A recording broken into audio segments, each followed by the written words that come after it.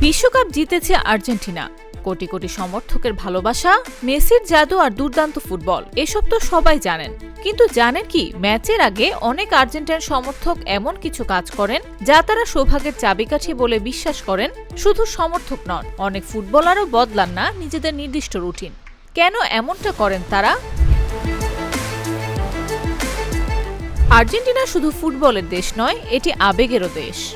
পরিবার, খাবার আর ফুটবল সবকিছুর সঙ্গে জড়িয়ে আছে নানা লোকবিশ্বাস। এসবের অনেকটা এসেছে শত শত বছরের পুরনো কাহিনী, আবার কিছু এসেছে ইতালি ও স্পেন থেকে আসা অভিবাসীদের সংস্কৃতির মাধ্যমে। আধুনিক যুগেও অনেক মানুষ এসব রীতি মেনে চলেন। ফুটবলের ক্ষেত্রে সবচেয়ে বেশি আলোচিত বিষয় হলো লাকি রুটিন। যে জার্সি পরে দল জিতেছে, পরের ম্যাচেও অনেক সমর্থক সেটিই পরেন। কেউ একই সোফায় বসে খেলা দেখেন, কেউ একই জায়গা থেকে ম্যাচ উপভোগ করেন।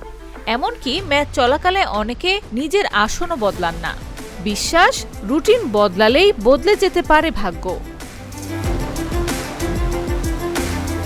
শুধু সমর্থক নন, অনেক খেলোয়াড়ও নির্দিষ্ট নিয়ম মেনে চলেন। কেউ নির্দিষ্ট ক্রমে বুট পরেন, কেউ মাঠে নামার আগে একই গান শোনেন, আবার কেউ সবসময় একইভাবে মাঠে প্রবেশ করেন। মনোবিজ্ঞানীদের মতে এগুলো কুসংস্কারের চেয়ে আত্মবিশ্বাস ধরে রাখার ব্যক্তিগত অভ্যাস হিসেবেই বেশি কাজ করে। আর্জেন্টিনায় বহুল প্রচলিত আরেকটি শব্দ হলো মুফা।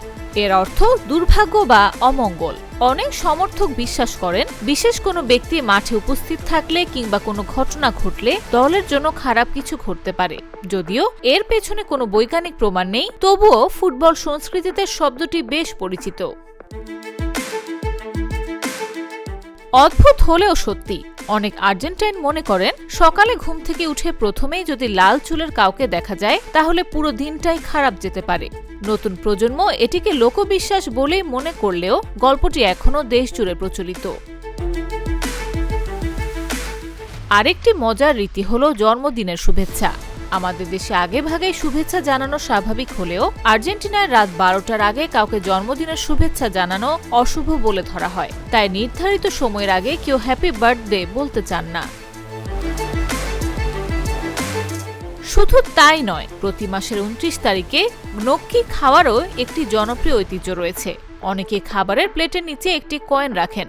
বিশ্বাস, এতে আগামী মাসে আর্থিক সৌভাগ্য আসে।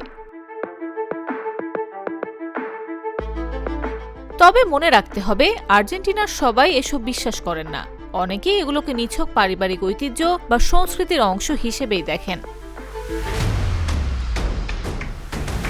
নিউজ ডেস্ক, জাগো নিউজ।